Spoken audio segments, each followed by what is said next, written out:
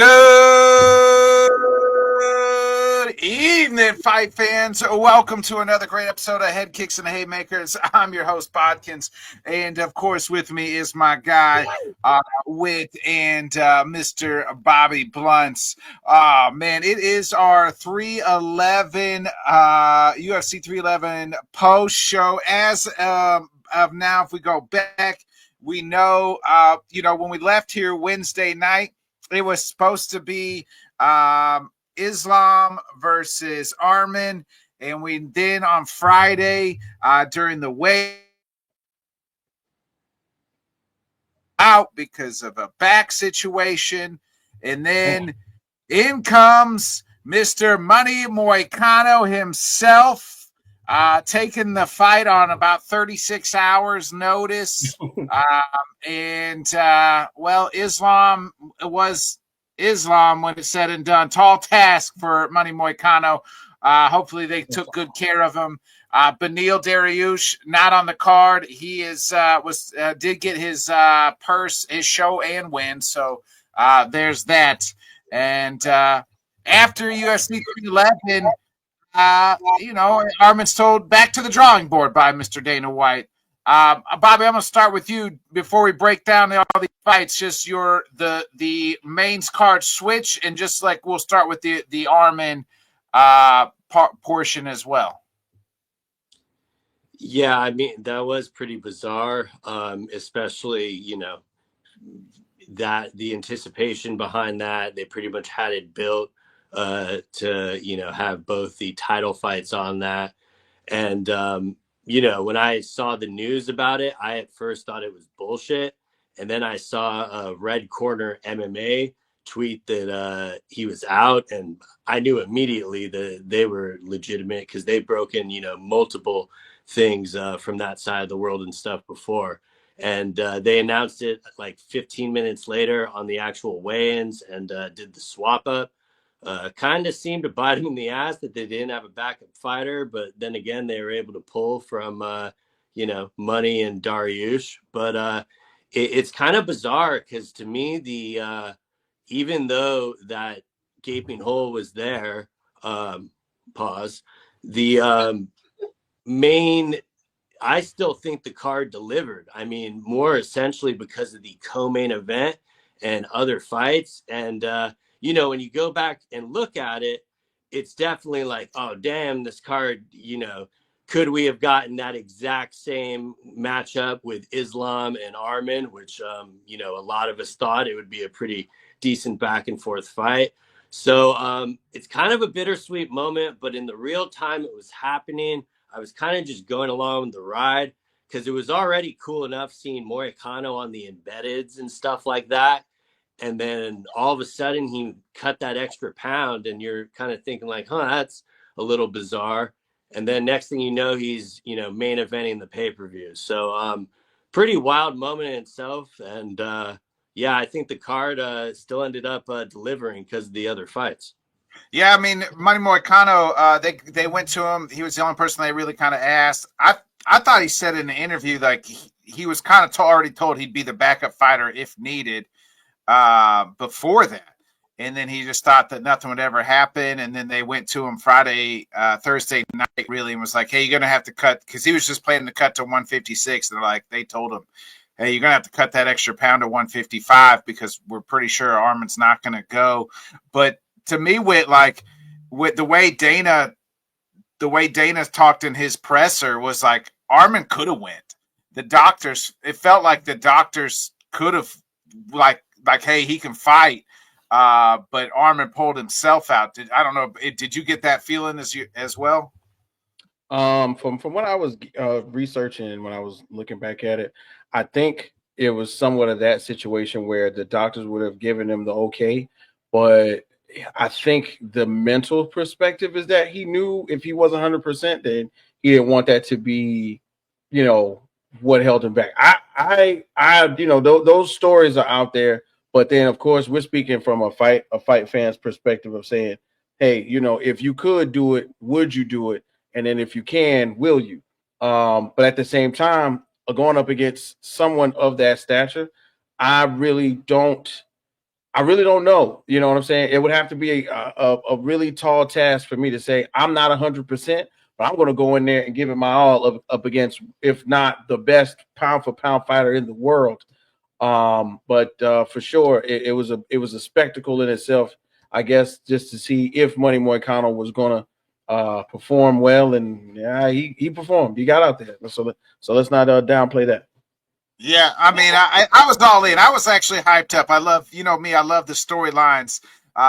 You know, that's that wrestling, you know, in me that give me the storyline. Money Moicano, you know, taking on the best fighter in the world. You know, arguably the best pound for pound in 36 hours. I was all in on Money, wanting to win. I didn't think it was going to be. I knew it was going to be a tall task, but by God, you know, he's out there cutting promos. How does it feel to take on the champ? I don't give a fuck. I have to win. And I was all for it. But I just want to kind of ask you, Bobby, we'll start just kind of a little round robin here. Dana said it's back to the drawing board for Arman. What do you do with Arman if it's not a title fight? Because he was, you know, the #1 contender. Before I answer that, let me preface, I think Arman 100% made the only correct decision. Because if he went out there like he knows his body, you go out there compromised, it would have been a shorter night than Moicano's night versus. And he doesn't get the excuse, right, of fighting on 24 hours notice. So then, like, the title fight, to get back to that title fight, it might have been even longer. And then he's back to the drawing board anyways. Yeah. So, I mean, the drawing board might be longer to get back to the title. Like right now, he might be 1 away. If you went out there and got hurt or fought him and it ended like that, you're probably 2 away, maybe 3 away. And then my thing is, Bobby was pretty much say what I was saying. My thing is, if it's really his back, of wrestling, of going up against a guy who's his thing is wrestling, if it's really your back, you could compromise way more than just that one match. If he finally gets you and tosses you, you know what I'm saying? There's way more that could have happened if he would have went in there and physically compromised himself. And that's why I want to throw it in too. Yeah, I think the pain might have started like from the weight cut. I mean, remember how big that's what he said in an interview. Yeah, he looked. And More put up. You know, I think their best choice is to do Oliveira in a 5-round fight. I mean, the first one was 3. It was a pretty close fight. The only reason I'm not sure if they go that way is because Arman sort of suggested it himself. And, you know, it would not shock me at all if they make him do 2. I really think 1 is more than enough. I actually was kind of impressed with his interview afterwards, pretty much not expecting to get another title shot. And he kind of seemed to acknowledge the spot that he put them in. But at the same time, he's got to, you know, focus on his main priority, which is his health. And I mean, I think Dana was definitely talking from the promoter perspective because, you know, being able to look at a back and stuff like that, there's, you know, if it's locked up, there ain't nothing he's going to do, especially when he was like cutting weight and stuff. Mm-hmm. And that must have been a very hard decision. But, you know, he knew that the alternative probably would have put him in the same spot. And if he lost to Islam, he would undoubtedly have to have at least 1 more fight, if not 2. So I think he's still kind of getting out in front of it to still hopefully end up getting a shot by the end of the year. Yeah. So this kind of goes back. What do you do with Arman? And then I'll kind of we'll talk about kind of what's next for Islam too, because the reason I'm going to say, I don't want to say Charles, because I'm like, I kind of agree. Bobby's like, let's do a 5-round between him and Charles. But what the hell do you do with Islam at that point in time? Mm-hmm. Yeah, man. Oh, it's a really hard situation because, of course, you know, how long? Okay, if not even if he's hurt, we know he's hurt, right? What is a timeline for proper recovery for He your said back. 2 weeks, I think, in his interview. 2 weeks. 2 weeks Yeah. sounds cool. 2 weeks sounds cool until somebody throws you on your back full force. You know what I'm saying? And big shouts out to my little cousin Morris, who is a wrestling coach. Shout out to Orangeburg Wilkinson in the building and on the Instagram.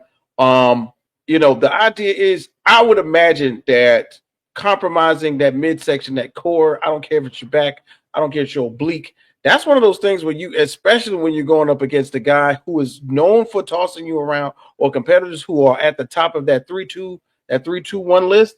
There's so much that you can do without you being 100%.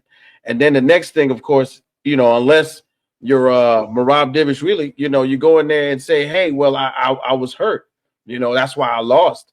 And then, of course, that puts you further further down in the rankings and further away from, title contention. So I would definitely not even. He said 2 weeks. It wouldn't even see me until the summertime. Definitely. Go ahead, Bobby. Armin does have the benefit of Ramadan coming up, so it's not like Islam is going to be looking for an opponent immediately. If it is truly 2 weeks, I would go back to the UFC and I would say, hey, 312 looks light. You want to put me in Australia? Throw me on the co-main event, 5 rounds. I know that's extremely short notice, and the timeline. I was going to say, if you can come back, let's just say they do a fight, they could main event a fight night. You know what I mean? Mm-hmm. Or maybe you go to Brazil. Well, they usually try to go to Brazil, I think, in May, and then you that winner would fight maybe Islam in October.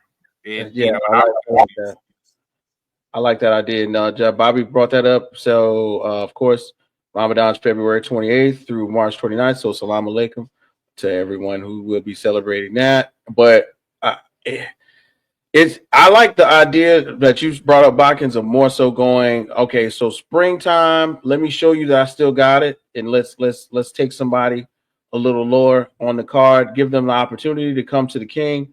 And face Armin Sarukian, because let's be clear. But it's him and Charles on a 5-round fight, because that's the two people next for either one to meet for Islam. Like we now know we got the big news on Friday as well. We know Gaethje and Hooker are fighting.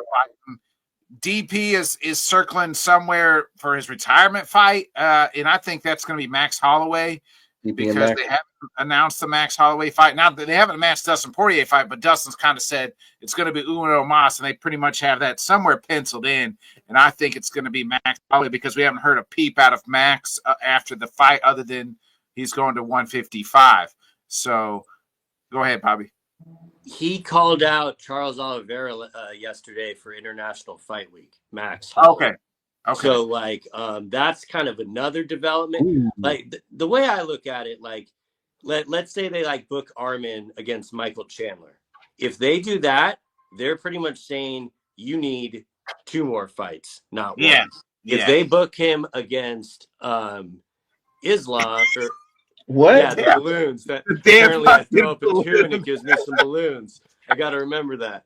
If they give him Charles, I would think, okay, he just needs to get 1 more. So I think it will definitely depend on the opponent they give him to determine how soon he's going to get that crack back at Islam. But they saw the numbers for that. I think they know the fights to make. They'll smack him on the wrist and have him do 1 more, and I think we'll be good. A lot more optimistic for that than I am the other fight we're really hoping for. Yeah, so I think that's kind of what I think should be next. Like, let's do Armin, Charles, and then winner gets Islam.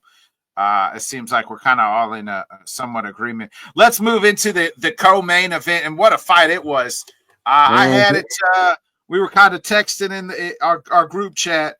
I had it 2-0 Umar going into the 3rd round, and then the machine woke up, and it was 3 rounds all the rest of the way for Merab. Merab wins a unanimous decision. I mean, that's money. I mean, we said it on Wednesday's show. We all three had that wrong, by the way. We all picked Umar to win that fight, so we were all three wrong on it. But Merab wins. This guy, there's no quit in this guy. I mean, the gas tank is ridiculous. I was impressed by the fight. Whit, I'll just start you. Your thoughts on the fight, just the fight alone, before we get into what's next for both of these guys. Well, first of all, you know what I'm saying, all due respect to Merab, because, you know, we were looking at the allure of the card and thinking of the two fighters and where they come from, and seeing what they were possibly going to be doing. I personally was skeptical about choosing Omar because of what he's done in the past, and thinking it was going to be a bit of a more of a stand-up fight. But Merab basically turned it into what he wanted it to turn into, which was Umar pretty much showing him exactly what we thought. Umar had hands. Umar was moving. He was mobile. He was active. He was active up close. And then we saw him like in the second round. I think it was like in the second round where it was still kind of split. Umar tried to go for a really solid takedown, and then it happened, but the immediate switch of position, it was so fast. I was like, yep, there it goes. It changed, and I feel like that was right there the moment where Umar goes, okay, I didn't know he was this good. You know what I mean? And every fight kind of has one of those moments where the other guy takes into account, okay, he's good, but you know, sometimes it's a punch or they get caught off guard with a kick or a grapple. In this case, it was the reversal, and Merab got up and was bouncing around the ring for the rest of the fight. When we talk about a gas tank, when we talk about guys going into deep waters, when we're talking about 5 rounds all day, the whole time, putting on pressure, we got to have Merab Davis really in that conversation of one of the best to do it, because after that halfway mark and maybe that second round, there was no turning back. It was all Merab, and it was so much Merab that he's out here talking to Khabib. You know, he's styling and profiling. Umar tried to get another takedown, couldn't get him. Stops and looks at Khabib. Khabib is talking. It's so much reminiscent of what you would think would have happened in the opposite direction. That I completely have to give Merab his credit, but at the same time, it was a lot of the pummeling which took place. I think took so much energy out of Umar because he was trying. You know what I mean? He was really out there going after it, trying to take him down, trying to get him with the striking, and then Merab literally overpowered all of that with just how much ferocity he was putting into his punches, his takedown defense, and then of course him looking good, which eventually won him the I think, didn't they get fight of the night for that one? Of course, yeah.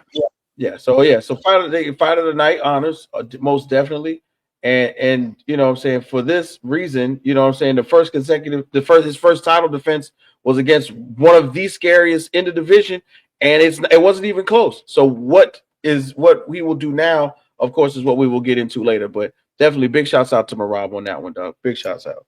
Yeah, I was really impressed with Merab on Saturday night, Bobby. You said you had it as fight of the night as well. As a hell of a fight. What's your thoughts, sir? I was extremely impressed by both performances. Obviously, especially Merab. But I don't know. I think I have a slightly different take because, like, I was, texting you guys back and forth like during the fight and stuff. And like, to me, what sums up the fight is that third round. Like, how you score that third round is pretty much the outcome of the fight. And I think the judges definitely in the end got the decision correctly. Like, going back and watching it, you can see the points where they awarded him the third. But, I was very kind of impressed with Umar being able to foil the takedowns and stuff. Like, Merab eventually just had to throw him down because he couldn't take him down in the early going there. In the second round, Umar broke his hand, which I don't really think is too relevant to how his pace and stuff got worn out. Like Merab definitely weaponized the pace and stuff. You definitely saw Umar throwing a lot less. But in that third round, when Merab finally gets Umar down, Umar immediately scrambles and gets back on top of him. Like the transitions in it were just, it was such a joy to watch, and it undoubtedly should have been fight of the night.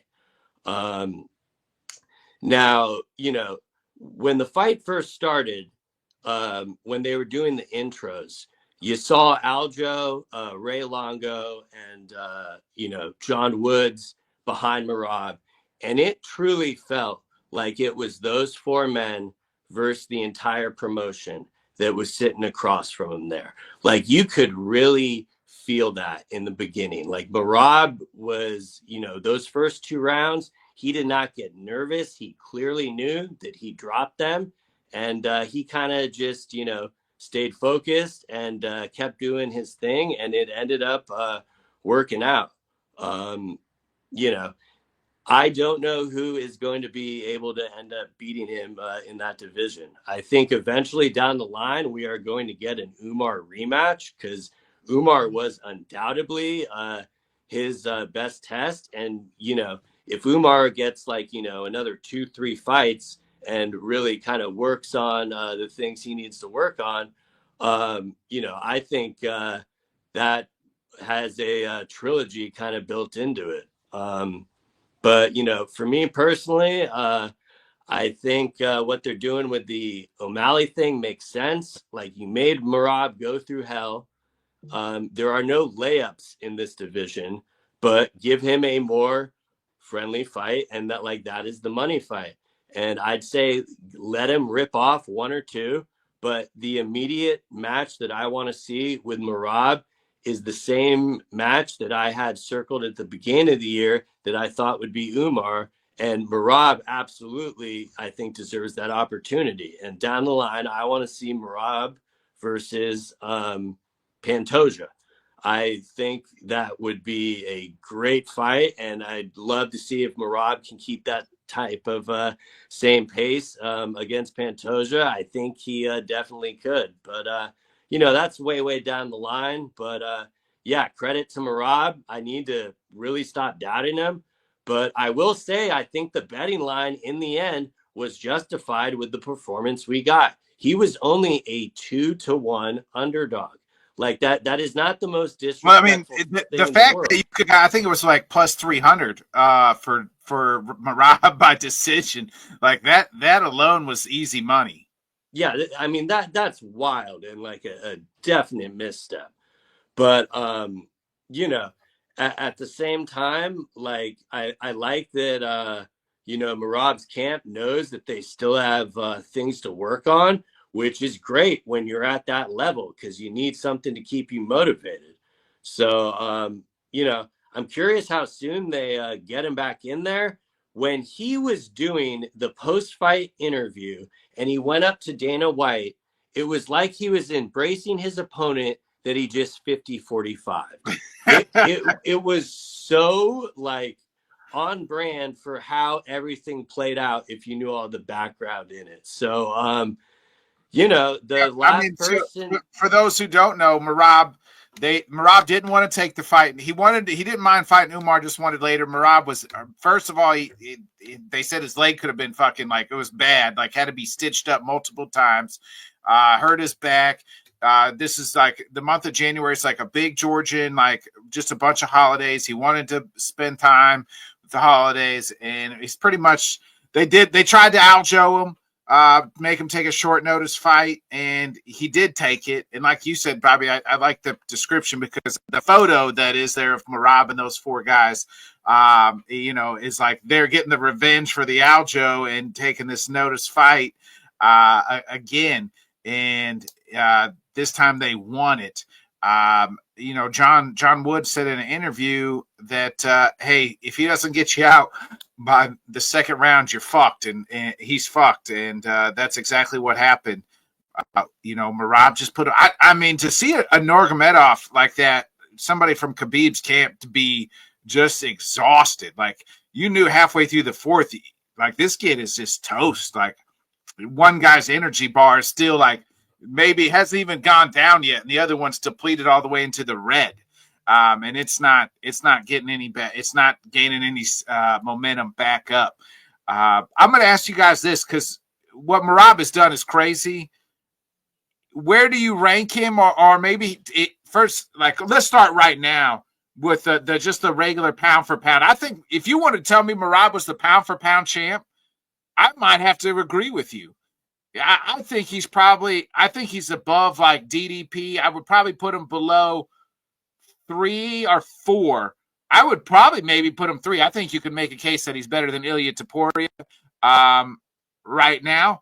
I would probably put him Islam and Jones, and then him, and then Alex probably. I can't because of the finish rate. I agree. He definitely deserves to be up there. I'd have him right. Finish rate is his finish rate though just outworking you.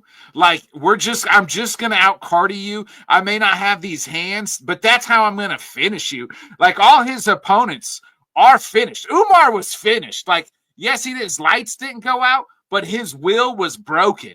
He finished him mentally long in that fight. So like that's a fin. Like I get what we're saying, the technicality, but like.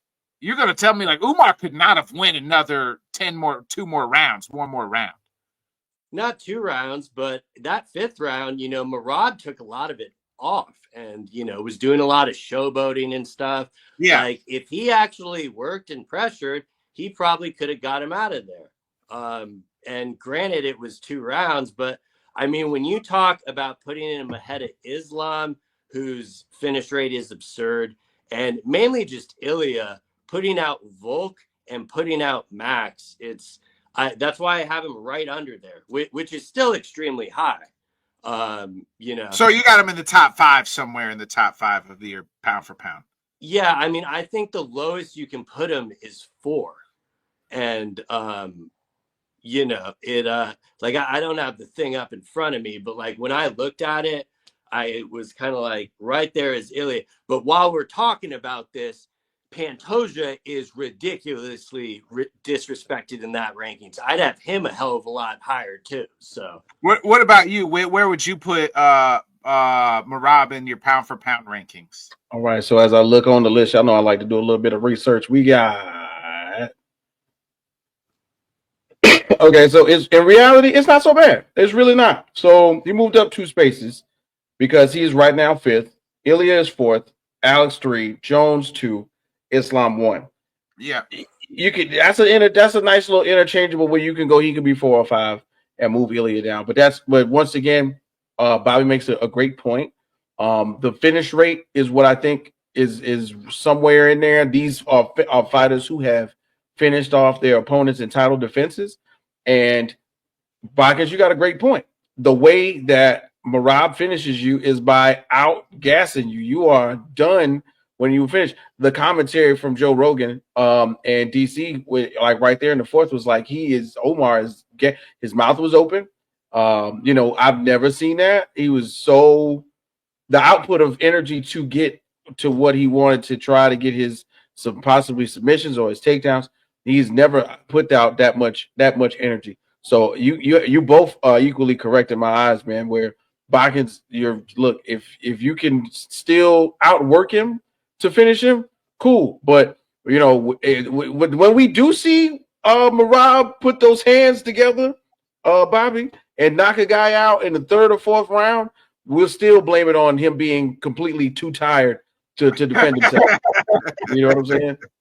Yeah, I mean, for the record, I have no problem if anyone wants to put him there. I think it's valid, and I think the question that you were originally going to go with before the pound for pound, I have no problem calling him the bantamweight GOAT. That was my next. Yeah, that's my next point. Is where is Merab the bantamweight GOAT? Like, is he better than Dominic Cruz? Now he had said in an interview, he's like no Cruz, and then my friend Aljo. I think he's far and above better than Aljo. I mean, he's on a 12-fight winning streak. I think right now he's the greatest bantamweight of all time. So if you say greatest bantamweight of all time, just like off the top, So Dominic Cruz is the only other one. I mean, Dominic Cruz, I think he's better than TJ Dillashaw, maybe Dillashaw. that's the only one I can think of. Maybe TJ Dillashaw a little bit. If Like, he isn't, he eventually will be.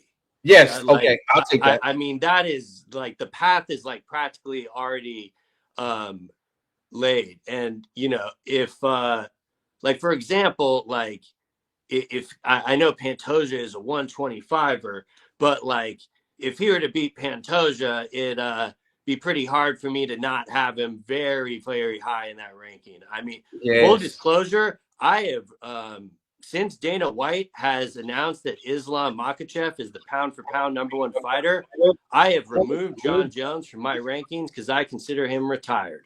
Wow. Because you know, I do not think we're in good paradise for that fight. That was a deliberate, like if you're telling me the thing that got Dana to switch his thing was Money Moicano, like you know, I understand if it happened in real time because of how he took it, and you know, but I got to go back to Islam in this with the pound for pound because he literally less than 24 hours notice, 36, whatever you want to say. He took his opponent. His own coach did the exact same thing against Ali Quinta. Yeah. And went 5 rounds. That fast. Yeah. Yes, the stones, man. Got some really, really, really big stones when you think about it. And listen, Moicano, salute, hats off to him just for getting in there, man. Straight up. Just for getting in there. Who did so Bobby, you kind of said you think Sean O'Malley should be next for Merab. What about you, Whit? You know, it is do I want to see Sean O'Malley immediately? I don't know. O'Malley hasn't fought since the last time they fought, so I don't really like that. I think he needs to get one in. Like, I'm more so on the O'Malley needs to fight somebody, one person. I don't care who. Peter Yan, you know, Corey Sandhagen, maybe let's get something spicy. Throw Corey Sandhagen in there and against Sean O'Malley just because, and let's see what really goes on, because I think that we get a similar outcome if we throw Sean back in there. Sean is not going to improve on his wrestling or his takedown ability or his takedown defense so much so that it all of a sudden makes me believe that he has a chance. And I'm not saying, and I am, and Sean O'Malley with the hands. First of all, let me be clear. Sean O'Malley is competition to anyone in that division. But the idea is that Sean O'Malley being competition to anyone in that division, Merab is still a league or two, especially after we've seen this output or this type of output in 5 rounds. You know, I believe that it will happen, but Bakken said it. Let's get Sean one fight in between. Like, you know, I don't know what's going on with him. He's been in and out, on and off of social media with a lot of his his usual, antics. But I think that, taking that type of tough loss, I think it really would prove something to the people, including Dana White, if he took somebody and just wore him out. And I think it's deserving to say, hey, look, you want to face this guy who's just dragged, the #1 contender all over the world, all across the octagon. You got to show us something first. All right, I'm going to play matchmaker here because I don't agree with Sean next because he just hasn't won a fight. Can I elaborate why they're doing it though? Because I think a lot of people think it's favoritism for O'Malley. Look at what just happened on this card last week. Arman Sarukian pulled out the day before the fight. Sean O'Malley headlined the Spear card, injured, knew he was injured, and never considered pulling out of the fight. And the Aljo fight, he was hurt. Yeah. And I think the UFC is paying him back for staying on the card that they build, like all the money that they had in that.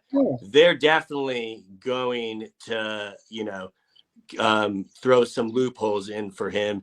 And in that case, I really don't have an issue with it, mainly because I think it also benefits Merab. I don't think there's another matchup that, like gets me to sidestep and be like, okay, yeah, give me that instead, but I'm open to hear them. All right, here it is. I'm gonna play matchmaker here. Um, I'm gonna take Marab versus Peter Yan 2. Peter Yan's now won 2 in a row. He just had the big win against Figgy and the win against Song Yangdong.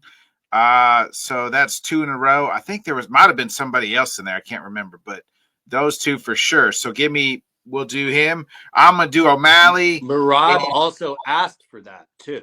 Yeah. I'm gonna do O'Malley versus Sandhagen, and then I'm gonna do what's next for Umar.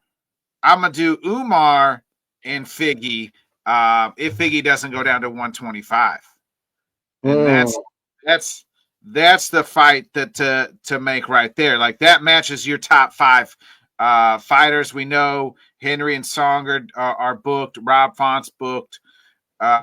So that's the matchmaking I'm currently making right now. Bobby, what do you make? What do you do? What would you do with Umar? I'm cool with all that. If you want to give him Figgy, give him Figgy. I personally want to see him and Jan. But honestly, anyone in that thing is, I think he will fight at least Figgy and Jan or Figgy and Sugar to get back to the title. Like he'll have at least 2. And I'm kind of cool with any of those. I mean, obviously he's already fought Sandhagen, so you would assume that's the one name it wouldn't be. But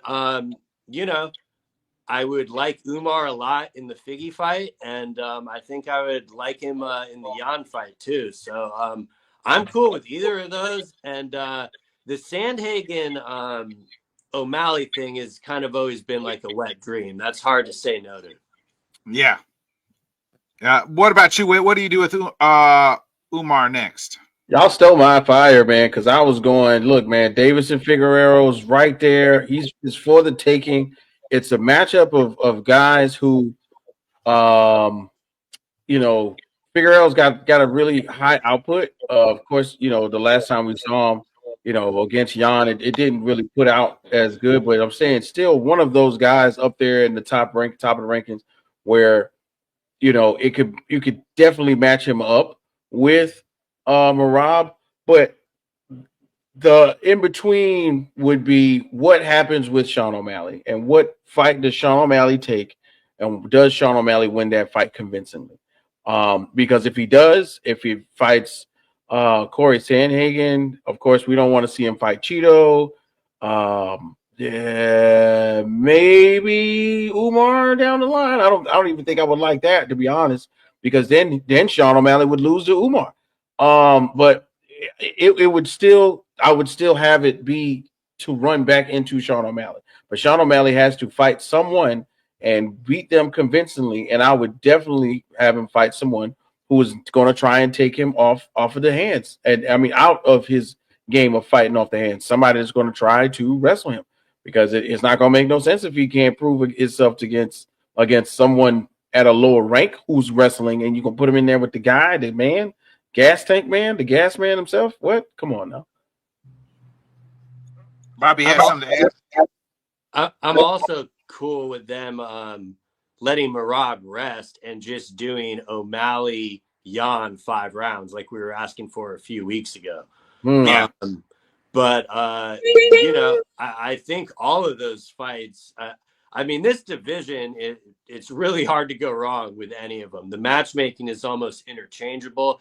I do wonder, after watching Saturday's fight, if O'Malley is interested in possibly taking an Umar fight, because I know there would be dollar signs on it, just because, I know he's not from Ireland or anything, but they would pretty much bill that as Conor Khabib too. So I could totally see them doing that, but at the same time, if I were to bet on it, I would think International Fight Week, one of the title fights on there is O'Malley and Marab. Yeah, let's get into the third fight that was on the card, and maybe, I mean, if there wasn't Umar and Marab, this could have been fight of the night, and it was a rock'em sock'em robot. It was everything that we wanted and got. At the end of the day, though, Yuri Prochazka puts down Jamal Hill. And I thought really Jamal Hill humbled himself a little bit. It's the first time I ever saw him lose gracefully. So that was nice to see. But Yuri puts him down. It was just an incredible, fun fight. I'll kind of ask you your thoughts on the fight, and then kind of what's next for both fighters. It's crazy, man, because this one in my mind was going to be fight of the night candidate. Because of the style of both fighters. Stylistically, both of these guys were going to have high output, and it was going to be, balls to the wall the entire match. And I think we pretty much got that. Seeing Yuri Prochazka's technique work again against somebody that's not Poatan kind of gives you that feeling like, man, if it just wasn't Alex Pereira, which is what was happening before he got to Alex Pereira, Yuri Prochazka is one of the best in the division. You know what I'm saying? It's not bad. Yeah. I mean, as long as it's not Poatan, he still looks really good. It was to me the main factor was seeing how much of a disparity there was between Jamal and Yuri. That was what I was a little bit of shocked at. I felt like Jamal went in there with a little bit of unsurety. It didn't look like he was certain about a lot of the striking, but when it started, I felt like he started after Yuri. You know what I'm saying? A lot of the rewinds, everything. He was in good distance. He was ready, but when I think close to that second round, one of those shots had to have. Everybody got poked in the eye. First of all, let's keep it real. Everybody got poked in the eye really, really good. Yuri poked in the eye. I think his whole freaking hand Jamal's whole freaking hand went in Yuri's eye. And then respectfully, the same thing. Once the vision was compromised in that fight, the person with the most trust in themselves and their confidence is pretty much who won the fight. And of course, everybody likes to go, oh, Yuri, and he can feel the aura and all kind of stuff. I think he was just better prepared to deal with the adversity. You know what I'm saying? When you go through certain fights, especially one like this, the eye pokes happen, something may happen. You get kicked in the groin area. You know what I'm saying? You get kicked in the jewels or something like that. You got to go through that adversity. Mentally, I feel like Yuri was prepared to deal with whatever to get through that fight. Once that eye poke happened, I think it took Jamal out. He was outdistanced several times. Several of the replays showed Jamal putting full blown force. And everybody tells you if you've ever fought anybody, it's nothing like swinging and missing. That takes out all of your energy way more than hitting somebody. And on plenty of occasions close to the end of that fight, it was a lot of the countering that is what caught Jamal. Jamal was swinging, and Yuri with that stance where his hands are further down towards his midsection, towards his belt line. Yuri comes up with the quick 1-2 out of nowhere where you can't even see it because he's bringing his hands up so far and so fast to your face. Instead of having a higher guard where he's keeping his hands up where you can see it easily where it's coming from. His was so low. Jamal was getting caught like 2 or 3 times. And I think once that happened, on top of not being able to see, that took whatever fight that Jamal had out of him. Because he was like, man, I can't see. You know what I'm saying? And the pictures of the post-fight afterwards, well, not even the post-fight, but the post-fight party, what's going on? My people from Uncensored AFTV, God KOZ, what it do, boy? Scare him. Anyway, the whole thing was you could see. That's like, I don't know if anybody's got hit in the eye here or poked in the eye or that had that orbital bone messed up. Something happened where pretty much Jamal really cannot see at all. And I think that completely took him out of the fight. But in the end, Yuri Prochazka, man, showed us what he's worth. And once again, my main point of the whole conversation is that if it's not Poatan, if it's not the best fighter in that division, Yuri Prochazka still has something to prove. Yeah. What about you, Bobby? Well, your thoughts on the fight, and then maybe kind of what's next for either both. Well, I'll give you boys a wrestling reference. Jamal Hill has HBK in Montreal Heat. Like, this man comes out to Kendrick Lamar, Not Like Us, in LA, and the crowd was not having it. That is the only time I have ever seen someone booed so savagely with that song. And I don't know, man. To me, I find it so ironic, okay? Because look at like this. You know these fans that will watch the fight, and the second someone goes for a takedown, what happens? The entire arena, boo, boo. When they have Jamal standing toe-to-toe with Yuri with very little defense, knowing that, hey, I'm just going to put on a fucking war. And goddamn, they absolutely did. Like, I thought Yuri was going to get him early when he dropped him in the first. One thing I said is I used a line from JR is that, Hill is tougher than a $2 Texas steak. So, yeah, for sure. No, I mean, he got up from that, and he ended up recovering pretty nice. And if that one eye poke didn't happen, I do kind of wonder where that second round was going, because Hill was gaining. I had Hill winning that second round, but prior to the eye poke, he was gaining a little bit of momentum, and then they stopped the fight for like 3 minutes. But Yuri's head movement looked a lot more improved from like the last fight and stuff. I mean, granted, they were showing a lot of stuff in like slow motion, so like that's what we were seeing on the replays. But they told Jamal you might be tied 1-1, but act like you're down 0-2. And Yuri came out like he was down 0-2. And he wanted that finish. Yeah. Yuri kind of called out Alex. I don't like that at all. I want to see Alex one more time. I was like, no.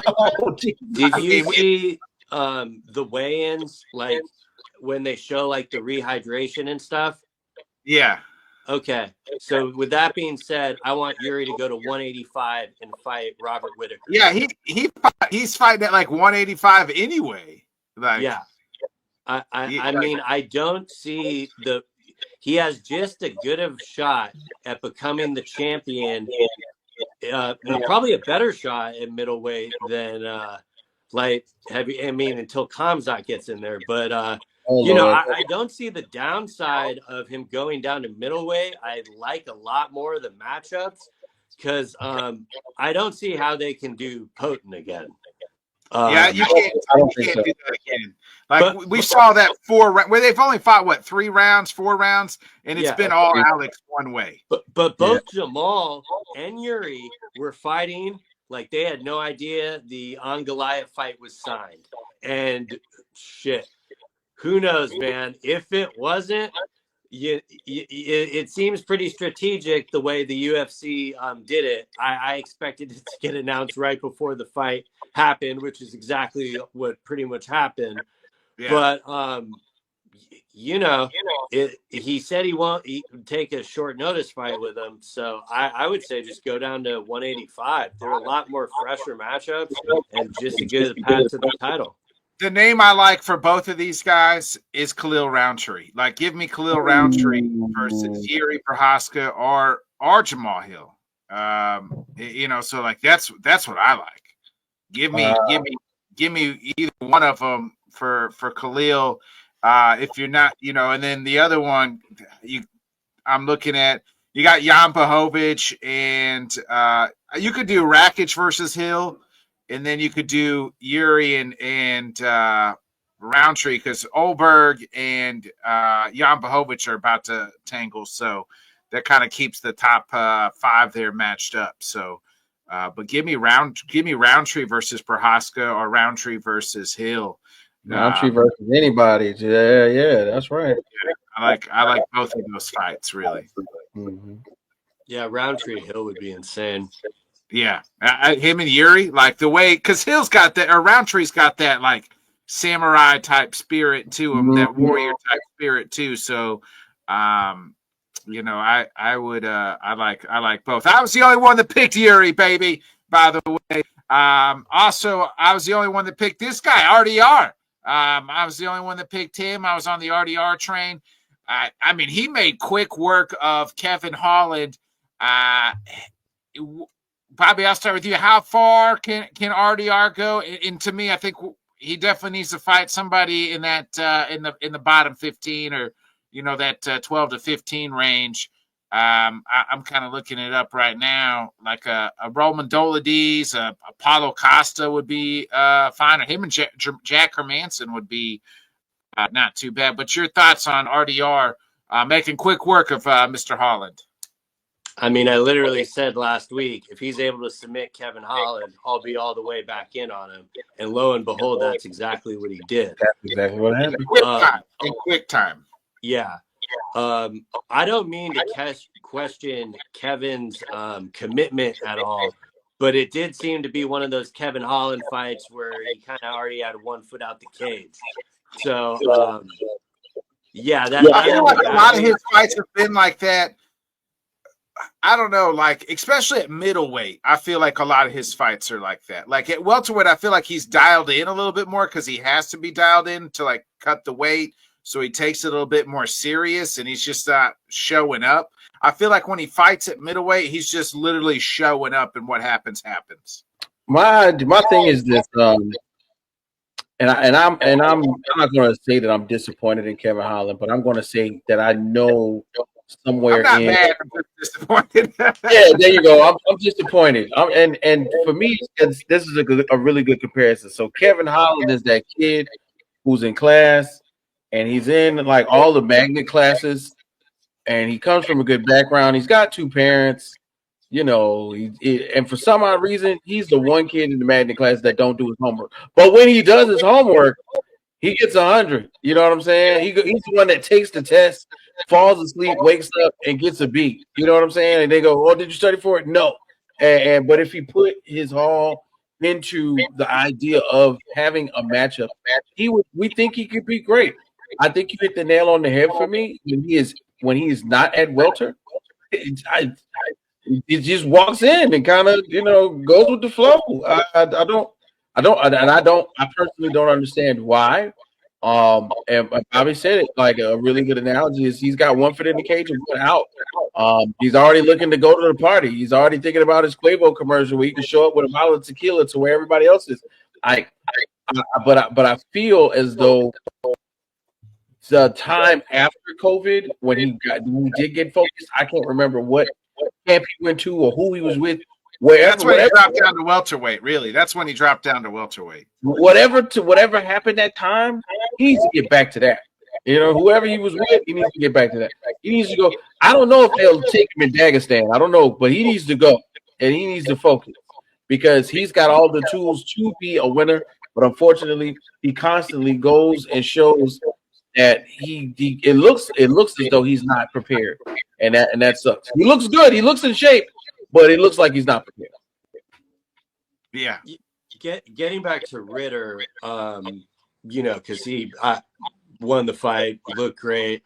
I would say I think he took it a little bit more seriously. He seemed like he was more in shape, you know, I mean, especially from the Mearshart fight.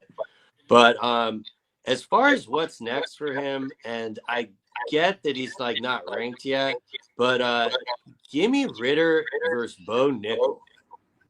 Ooh, I don't know. You want that fight already? You want just like two on the cusp type guys? I mean, my thing is like if we don't think Bo Nickel is ready for that yet, I mean, I guess we can wait, but I don't know. I think the next time Bo fights, he's going to, you know, use his good skills, which is the wrestling. So I don't know. I think it's just compelling, but we could put him in the sloth of like right under the rankings. But if I'm not mistaken, I think Ritter actually wanted to call it out, but he completely forgot about it in the post-fight press conference. When Rogan interviewed him. I think he meant to say it, but I think he was too busy trying to, appease LA and find out where the party was. Yeah, I think like somebody like Apollo Costa or somebody like that, him and Jack would be a fun fight. It kind of right there in the lower part of the rankings. Jack's 13, so why not do that? So I don't want him. I don't want to feed him to, or maybe even feed Bo Nickel. I'd like to wait till Bo kind of gets a little bit more experience. And RDR's. I'm not saying he's like for real title like a person, but he's a guy who's been in other companies and won titles. And I think he showed everything. He showed why he was on Saturday night. So I think he's just a good enough test for both men. Which at the end of the day is what the sport should be about. But we know it's not. Right. Let's get into it real quick. No UFC this week, but we do have just a major fight, the biggest fight probably all weekend. And it's a quick turnaround for Khabib's team. It's Umar's brother fighting in the PFL or Bellator. I guess it's Bellator's dead, but fighting for some belt that is for a promotion that's no longer dead, and it's taken on none other than Paul Hughes, who's actually had I feel like a quick turnaround here from the AJ McKee fight. But allegedly this is for the former Bellator lightweight title, I guess. Bobby, your thoughts? The promotion and the belt are irrelevant. This is absolutely the best fight the company could have put on with homegrown stars. So at least they're getting something out of the Bellator aspect of it. But I think that's going to be a really compelling fight. Hughes' groundwork in the half guard with the elbows is pretty insane. And, we've all seen what Usman can do. So I think that's a great thing to start off the day. And then we'll get Knuckle Mania later in the night. So even though there's no UFC, there are a lot of fights to look forward to on Saturday. Who are you picking in the Usman versus Paul fight? I've been going back and forth on it.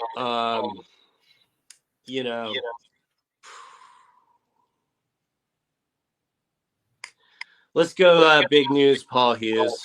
For me, I know it's going to be a tough task, especially with Umar losing. I think Khabib is really going to do hell week. But I do think this is a lot closer of a fight than people realize. And I'm not saying Paul Hughes is absolutely going to win, but there are absolutely avenues for him to win this fight, in my opinion. What about you, my man? The Paul Hughes Nurmagomedov fight in the PFL this weekend. I was looking at this pretty much yesterday, Monday, just trying to get a little research. Of course, Usman Nurmagomedov, like we mentioned, this is the brother of Umar, but Paul Hughes has had some really spicy joints for the PFL lately. Bobby hit the nail on the head. This is absolutely for nothing but the fact of this is the best that they can do at this time. I'm not too certain about Usman Nurmagomedov beating Paul Hughes in the fight. I'm really not. What I am kind of excited about, and not to just get on topic a little bit, but my man Vadim Nemkov and Big Tim Johnson. Big Tim Johnson's an old school guy. He gonna get out there and brawl. This is pretty much gonna just be to see who can possibly have the opportunity to face PFL's heavyweight champion. He did it. He did it for Kobe. We got a chance to see that. And in my mind, Team Nemkov has a great opportunity to prove himself in that matchup against Tim Johnson. It's not like Tim Johnson Russell. Tim Johnson's a big guy who likes to throw people around, but he does have a heavy hand. But right now, man, I'll go Paul Hughes on this one, man. Just from the strength of, I think if you try to stand up with him, it's not going to happen very much. Yeah, the Nurmagomedovs aren't losing 2 weeks in a row, so I'm going to go with Nurmagomedov. Smart. Hey, real quick, Bob, you got any final thoughts before we get up out of here? Yeah, no, mainly just after the PFL tour in the morning. Make sure if you want to check out some violence to, Knuckle Mania is the BKFC event. It's in Man, Philadelphia. It's Jeremy Stevens versus Eddie Alvarez. And, Ben Rothwell is on the card. His fights always deliver. So that will absolutely be worth your time. I promise you. Wait, what about you, my man? all right, real quick, I'm gonna throw this out there. Disappointing show because I saw all this excitement about Peyton Talbot. Disappointing showing for Peyton Talbot.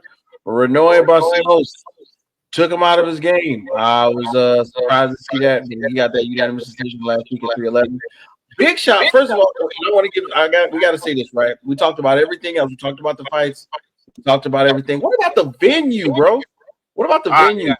Shout out to Steve Ballmer and the Intuit Dome. $2 billion actually was shown. This was the first UFC event inside of the Intuit Dome. And if you ask me, it had sphere quality showings, graphics up on that wall.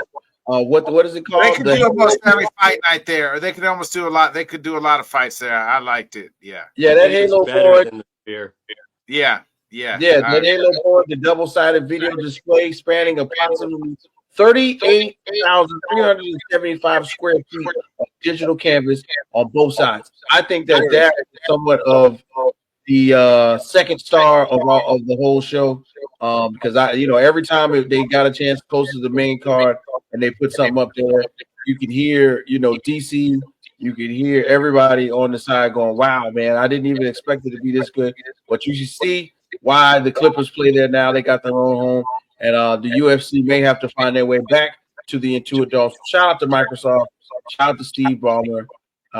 And I think the Intuit Dome is definitely a place that the UFC has to return to. Last thing on that, the Titantron for Umar's walkout, the amount of effort put into it compared to Marab's was going more of that us versus the promotion thing. Like Marab's thing just said the machine, where Umar's had highlights of his fights and stuff. So they're definitely going back there. I'm stoked. That's going to be in the main arsenal. Yeah, it's definitely a place they got to go maybe definitely for sure once a year. For sure. 2 times a year. So good shout out. That was a good shout out, Whit. Anything else, Whit? Nah, man, we waiting on some boxing. We got another month or so. We got a good one, I think, this weekend, but it's Beta and Nikia, if I'm not mistaken. But it's okay. We waiting on February. We waiting on Better Be and Dimitri Vivo. So we still got more time until that happens. All right, folks. Well, that concludes this episode of Headkicks and Haymakers. We'll be back next week, next Wednesday, 8 o'clock Central, 9 Eastern. Again, we'll preview the UFC Saudi card. I mean, that card is excellent. It's better than the 312 card. I mean, if you look at 312 compared to the Saudi card's better. Headlined by none other than the last stylebender, Israel Adesanya, and versus Shira Bullet, and MVP is the co-main. So that fight is going to be, that card is going to be excellent. Everybody go look up Bunya Galava. I learned the name of that song, Bunya Galava. It's really like the Russian gangster. I live in the mountains, but I drive a Bentley song. It makes me feel like knocking somebody out or shooting something, whichever one. Yeah. So the Shara Bullet, that card, we'll look at that card next week. So it'll be a good one. So other than that, folks, be a friend, tell a friend, like, subscribe, share. It's been another great episode of Headkicks and Haymakers. For Whip, Bobby, I'm Bodkins. We'll catch you next week. I love it. You guys are so great. I hit the button. Thanks so much for joining us, and until next time, let's talk sport, friends. Thanks for watching.